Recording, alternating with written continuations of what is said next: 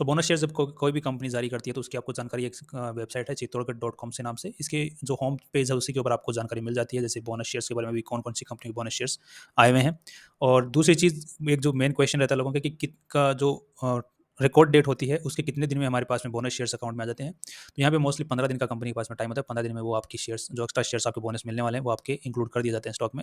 Company को इतना time क्यों लगता है? क्योंकि जब भी कंपनी कोई बोनस शेयर जारी करती है तो जो कोड होता है, हर स्टॉक का कोड होता है शेयर का, वो कोड कंपनी को चेंज करने पड़ते हैं, जिसकी वजह से थोड़ा टाइम लगता है। रजिस्ट्रार वगैरह कंपनी के जो होते हैं उनको, जैसे तो 15 दिन का टाइम लग जाता है कंपनी को ऑन एन एवरेज। सो उससे पहले भी हो जाते हैं, 15 दिन के बीच अंतराल में हो जाता है। दूसरा जो क्वेश्चन रहता है कि रिकॉर्ड डेट से पहले जो आपके पास आपको बोनस शेयर मिलेंगे कि नहीं मिलेंगे, उसके लिए आपको क्या है, जो आपकी रिकॉर्ड डेट है उससे मतलब 2 वर्किंग डेज पहले तक आप खरीद लें तो ज़्यादा बेटर है। तभी आपको बोनस शेयर्स मिल पाएंगे, अदरवाइज नहीं मिल पाएंगे, क्योंकि यहाँ पे रिकॉर्ड डेट होती है, उससे पहले एक डेट और होती है जिसको बोलते हैं एक्स रिकॉर्ड डेट। सो एक्स रिकॉर्ड डेट से पहले वाले दिन तक हमको खरीदना पड़ता है। सो यहाँ पे जैसे रिकॉर्ड डेट 18 है, तो वहाँ पे अगर वर्किंग उससे पहले वाला वर्किंग डे से पहले वाले वर्किंग डेज तक आप खरीद लें तो बोनस शेयर के लिए आप लोग एलिजिबल रहेंगे।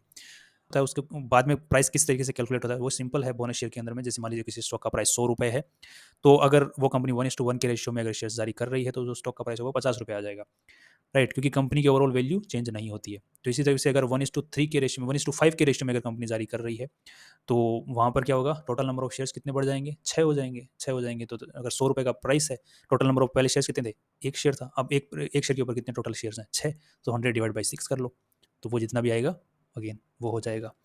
सो इसी टाइप से स्टॉक मार्केट में चलता है। इसी टाइप से 1:10, 1:9 आप सब कैलकुलेट कर सकते हैं। 1:9 के रेशियो में है, अगर 100 रुपये का, तो 10 रुपये आपकी जो स्टॉक का प्राइस हो जाएगा, 100 रुपये के स्टॉक का प्राइस 10 रुपये हो जाएगा। ये सिंपल है बोनस के अंदर में। राइट इश्यू जब कंपनी जारी करती है तो वहाँ पर थोड़ी सी कैलकुलेशन लंबी होती है, तो वो हम राइट इश्यू के जब हम डिस्कस कर रहे होंगे वीडियो, उसके अंदर में आप मतलब आपको पता रहेगा। स्टॉक मार्केट में काफ़ी सारी कंपनीज जो होती हैं वो बोनस इश्यूज़ जारी करती रहती हैं टाइम टू टाइम। तो हमें आज थोड़ा-सा देखने को मिलता है कि बोनस इश्यूज़ होते क्या हैं, हम इसको थोड़ा समझने की कोशिश करते हैं। सो किसी भी कंपनी को जब अपने शेयर्स होल्डर्स को खुश करना होता है तो वो बोनस जारी करती हैं। इसके बदले कोई कंपनी करती हैं 1:1 के रेशियो में, मतलब हर एक शेयर के बदले उनको एक शेयर और मिल जाएगा जिनके पास में ऑलरेडी कंपनी के शेयर्स हैं। कई बार जो कंपनीज़ होती हैं वो अपने जो शेयर का प्राइस बहुत ज़्यादा होता है तो उसको नीचे लेके आने के लिए भी बोनस इश्यूज़ जारी करती हैं। अब नीचे आने से क्या फ़र्क पड़ता है? मान लीजिए कोई कंपनी है, वो उसका ₹10,000 का एक शेयर का प्राइस चल रहा है।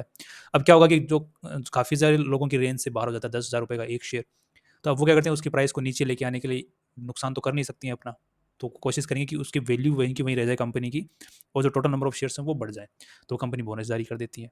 अब बोनस जारी करते ही होता क्या है कि जैसे मान लीजिए 1:10 मतलब एक शेयर के बदले 10 शेयर और दे दिए, तो यहाँ पर हुआ क्या, ₹900 प्राइस आ गया। 10,000 का जो स्टॉक का प्राइस था वो ₹900 के आसपास में आ गया।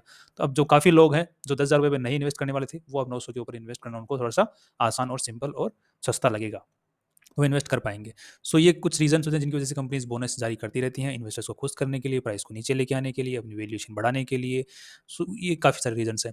अब जो कंपनी है वो बोनस इश्यू जारी कब कर सकती है, उसका थोड़ा-सा हम लोग थ्योरेटिक्स जान लेते हैं, मतलब थ्योरी जान लेते हैं इसके बारे में। अब जैसे कि हमारे सामने एक टाटा मोटर्स का ये स्टॉक है, इसका जो ऑथोराइज़्ड कैपिटल, हर कंपनी जो होता है उसका ऑथोराइज़्ड कैपिटल होता है। मतलब जब भी कंपनी खुलती है, तो खुलती ही इसी बात से कि total number of shares authorise कितने कर दिए गए हैं, मतलब कितना कैपिटल वो ऑथोराइज़्ड है कंपनी के अंदर में पैसे देने के लिए, कि कितना उसमें इन्वेस्ट किया जा सकता है पैसे। तो जब भी कंपनी शुरुआत होती है तो उसकी एक शेयर की जो प्राइस होती है वो हमेशा ₹10 रहती है, जिसको हम फेस वैल्यू भी बोलते हैं, और इनिशियल लेवल के ऊपर हर कंपनी के हर एक शेयर की वैल्यू ₹10 रहती है। सो गवर्नमेंट की नज़रों में हर एक कंपनी की, कोई भी कंपनी हो, उसकी ₹10 वैल्यू होती है इनिशियली। उसके बाद में वो अगर कंपनी बोनस जारी करना चाहती है तो अगर उसके पास में ऑथोराइज़्ड कैपिटल एक्स्ट्रा पड़ी हुई है, तो वो बोनस जारी कर सकती है। जैसे हम टाटा मोटर्स की यहाँ पे बात कर रहे हैं तो यहाँ पे तकरीबन कितने हैं ये 4 7 4,000 करोड़ की ऑथोराइज़्ड कैपिटल है। सो 4,000 ऑथोराइज़्ड कैपिटल है। पेड अप कैपिटल उसमें से कितने की है? तकरीबन ये होगी 766 करोड़ के आस-पास में यहाँ पे पेड अप कैपिटल है। तो अब कंपनी कितने शेयर्स जारी कर सकती है? 1:4 1:5 तक के शेयर्स जारी कर सकती है, मतलब बोनस जारी कर सकती है। यहाँ पे कंपनी के पास में ऑथोराइज़्ड है टाटा मोटर्स। अब इसी की जगह अगर हम लोग, अब यहाँ पे कंपनी जो टाटा मोटर्स है ये 1:10 के रेशियो में बोनस जारी नहीं कर सकती। अगर वो 1:10 के रेशियो में अगर टाटा मोटर्स को अपने बोनस शेयर जारी करने हैं तो यहाँ पे ऑथोराइज़्ड कैपिटल को 7,000 मतलब 8,000 करोड़ के आसपास में लेके जाना पड़ेगा, उसके बाद वो कर पाएगी 1:10। अब यहाँ पे एज पर ऑथोराइज कैपिटल और पेड अप कैपिटल को देखते हुए हमें लग रहा है कि यहाँ पे 1:4 1:5 के आसपास में वो कर सकती है जारी बोनस शेयर्स। इसी टाइप से इंडिकेप है, इसका जो है कितना 40 करोड़ का पेड ऑथोराइज कैपिटल है, और इसका जो पेड अप कैपिटल है वो कितना है 23 करोड़ का है। तो ये अगेन ये 1:1 के रेशियो में भी मतलब जारी नहीं कर सकती, ये बोनस जारी नहीं कर सकती है। हाँ, ये कर सकती है 5 के मतलब एवरी 10 जो शेयर्स होंगे जिसके पास में उसको 5 शेयर्स मिल जाएंगे, इस टाइप से बोनस जारी कर सकती है। बट 1:1 के रेशियो में नहीं कर सकती है।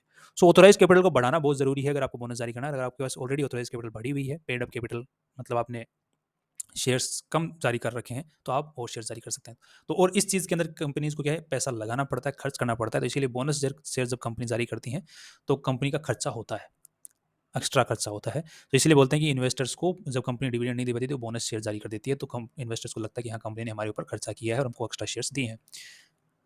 सो ये एक रीज़न है। अब हम बोनस शेयर से रिलेटेड एक स्ट्रेटेजी की अगर बात करते हैं, तो बोनस जो स्ट्रेटेजी होती है,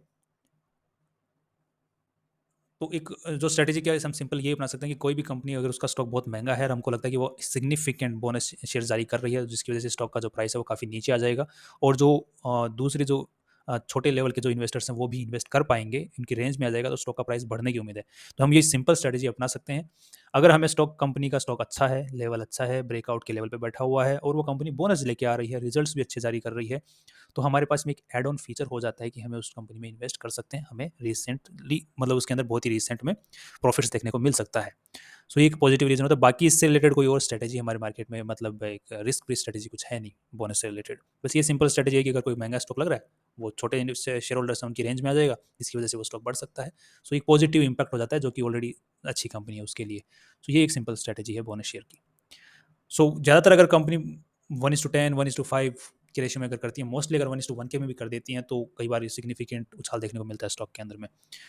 सो ये सिंपल स्ट्रैटेजी है, और बाकी इतना ही। बाकी अगर कुछ सवाल और भी होते हैं लोगों के, जैसे कि स्प्लिट के अंदर में क्या फ़र्क होता है, स्टॉक स्प्लिट में और बोनस शेयर में, और राइट इशू में और बोनस शेयर में क्या फ़र्क होता है।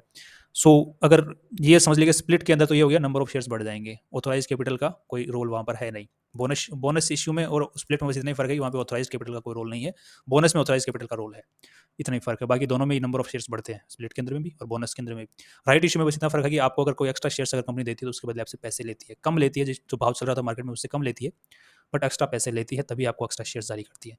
बस यही 3 चीज़ें हैं, बोनस, स्प्लिट और राइट इशू। राइट इशू से रिलेटेड हमने जो स्ट्रैटेजी है वो एक अलग वीडियो में हमने डिस्कस की हुई है, और स्प्लिट से रिलेटेड सेम यही बोनस शेयर वाली जो स्ट्रैटेजी होती है, यही स्प्लिट में काम करती है, और कोई स्ट्रैटेजी एक्स्ट्रा है नहीं। फाइनली बायबैक से रिलेटेड जो स्ट्रैटेजीज हमने कुछ दूसरी वीडियोज़ में डिस्कस की हुई हैं, वो भी आप चेकआउट कर सकते हैं, लिंक डिस्क्रिप्शन में है। सी यू टुमारो।